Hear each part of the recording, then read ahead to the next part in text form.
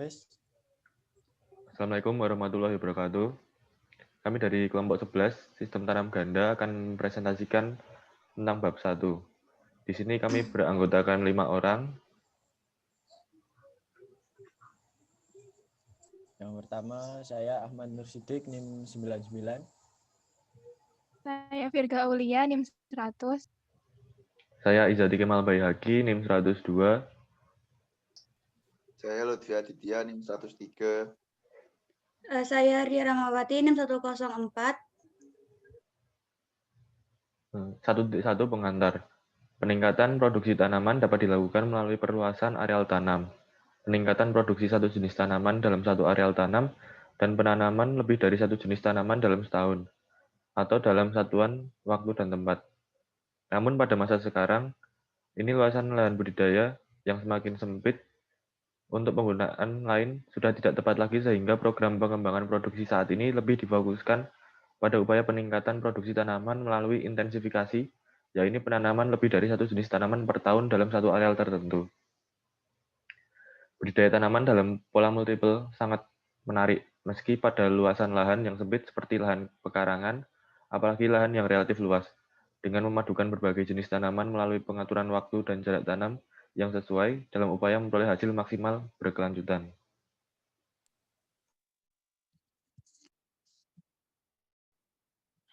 Selanjutnya, 1.2 mengenai multiple cropping sebagai upaya peningkatan produksi. Upaya peningkatan produksi dan mutu tanaman dalam areal yang terbatas pada waktu tertentu dapat dilakukan melalui penerapan multiple cropping. Perpaduan antara aplikasi teknologi dengan kearifan lokal masyarakat seperti pemupukan bahan organik, pengendalian hama dan penyakit terpadu, pengolahan tanah, dan pengelolaan tanaman serta pengaturan waktu tanam berdasarkan keadaan iklim setempat merupakan area kajian penelitian yang prospektif di masa ganda pertanian. Next.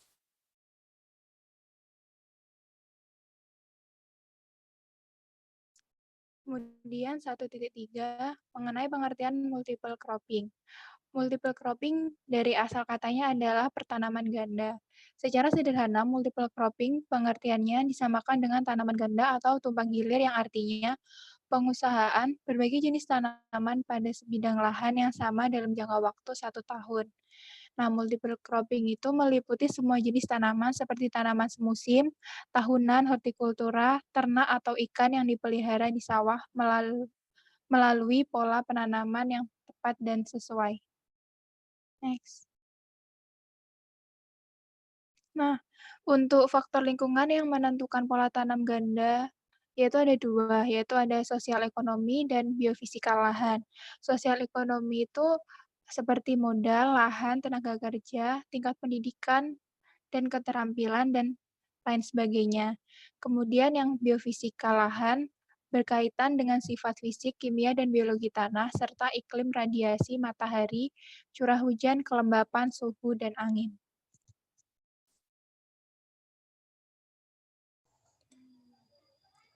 Selanjutnya 1.4 manfaat penerapan sistem multiple cropping. Yang pertama mencegah tibanya masa paceklik. Selanjutnya mengurangi pengangguran musiman.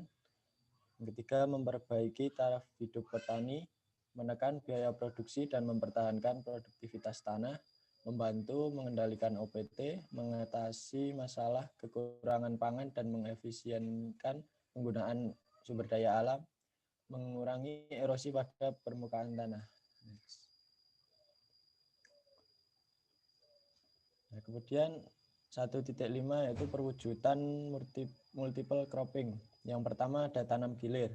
Tanam gilir itu menanam tanaman jenis lain berikutnya setelah tanaman pertama dipanen. Contohnya setelah panen kapas diikuti dengan penanaman jagung atau kedelai. Selanjutnya tanam sisip, yaitu menanam benih atau bibit tanaman berikutnya pada saat menjelang panen. Contohnya ubi jalar ditanam pada saat menjelang panen jagung. Yang ketiga tanam beruntun, menanam satu jenis tanaman pada sebidang lahan yang ditanam segera setelah tanaman sebelumnya selesai dipanen. Contohnya padi dengan kedelai di lahan sawah. Selanjutnya tanam selah. Tanam selah itu menanam tanaman semusim di antara barisan tanaman utama selama tanaman utama belum menghasilkan atau masih berumur muda. Contohnya padi gogo di antara tanaman kelapa, jagung di antara tanaman cengkeh atau coklat. Selanjutnya tumpang sari, yaitu menanam lebih dari satu jenis tanaman pada sebidang lahan dengan jarak tanam yang teratur. Contohnya padi gogo ditumpang sarikan dengan jagung atau ubi kayu. Yang selanjutnya tanam kepras atau menanam melalui pemangkasan dan memelihara terus hasil pangkasan untuk menghasilkan panen baru. Contohnya pada tanaman tebu dan padi. Kemudian tanam campur atau menanam lebih dari satu jenis tanaman tanpa jarak tanam yang teratur atau tanpa pengaturan jarak tanam. Contohnya tanaman jagung dan tanaman sayuran di antara tanaman kelapa. Yang terakhir ada tanam surjan, yaitu sistem pengelolaan sebidang lahan pertanian yang dibagi dua secara berselingan, yaitu lahan kering atau disebut guludan dan lahan basah atau tabukan. Kemudian ditanami dengan jenis tanaman yang sesuai dengan kondisi lahan masing-masing. Contohnya lahan basah ditanami dengan padi dan lahan keringnya ditanami dengan tanaman palawija. Ya, selanjutnya yaitu 1.6, istilah dalam pola tanam tumpang gilir. Yang pertama yaitu panen tunggal atau monocropping, yaitu terjadinya satu kali panen selama periode 1 tahun. Yang kedua panen kembar atau double cropping, terjadinya 2 kali panen selama periode 1 tahun yang berasal dari 2 kali penanaman. Yang ketiga yaitu tumpang sari bersisipan atau relay intercropping, yaitu tumpang sari yang susul menyusul secara bersisipan. Yang keempat yaitu tumpang sari bergiliran atau sequential intercropping, yaitu tumpang sari yang susul menyusul secara bergiliran. Yang kelima yaitu tanam jejer wayang atau relay planting, yaitu tanaman bersisipan. Yang terakhir yaitu tanam berjalur atau strip cropping, yaitu penanaman dengan cara satu jalur terdiri dari satu jenis tanaman dalam beberapa baris. Next. Yang selanjutnya yaitu diversifikasi, yaitu penanaman berbagai jenis dan varietas untuk memenuhi kebutuhan penanaman dan masyarakat. Yang selanjutnya yaitu pola tanam atau susunan atau urutan tanaman pada sebidang lahan selama periode 1 tahun. Yang selanjutnya yaitu sistem bertanam atau cropping system, yaitu penanaman menurut pola tanam yang sesuai dengan maksud dan tujuan. Yang selanjutnya yaitu pola usaha tani atau farming pattern, yaitu susunan atau urutan cabang-cabang usaha tani pada areal lahan atau areal usaha tani. Yang terakhir yaitu sistem usaha tani atau farming system, yaitu suatu usaha lebih dari satu cabang usaha tani pada sebidang lahan atau areal usaha tani sesuai maksud dan tujuan petani. Next. Selanjutnya yaitu rasio setara tanah atau RST atau Land Equivalent Ratio atau LR. Jumlah luas lahan yang dibutuhkan untuk penanaman monokultur setiap jenis tanaman untuk menghasilkan produksi yang sama jumlahnya dengan hasil tumpang sari seluas 1 hektar. Yang selanjutnya yaitu indeks intensitas tumpang sari atau multiple cropping intensity. Hasil dari perbandingan antara jumlah luas sekali umur masing-masing jenis tanaman dalam pola selama setahun kali 100 dengan luas lahan yang tersedia untuk ditanami kali 2 bulan. Yang selanjutnya yaitu indeks tumpang sari atau multiple cropping index. Hasil dari perbandingan antara jumlah luas masing-masing jenis tanaman dan pola tanam selama setahun dengan luas lahan yang tersedia untuk ditanami dikalikan 100.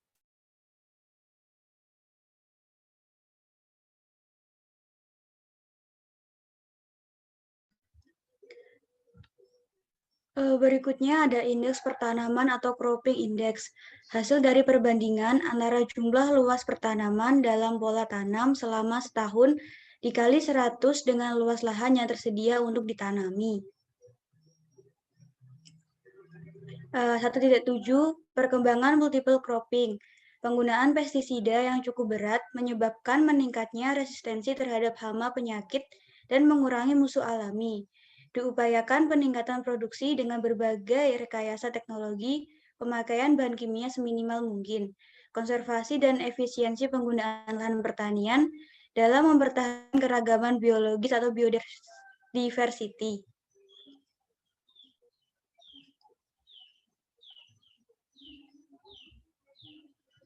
Hasil penelitian Karimuna 2009 menunjukkan bahwa penerapan teknologi bokasi vegetasi sekunder 10 T hektar -1 dan mulsa vegetasi sekunder 5 T hektar pada musim kemarau nyata meningkatkan produksi jagung sebesar 9,2 T hektar pada pola tanam tumpang sari dengan kacang tanah, di mana produksi kacang tanah dapat mencapai 1,8 T hektar sedikit lebih rendah dibanding hasil monokulturnya sebanyak 1,76 T hektar.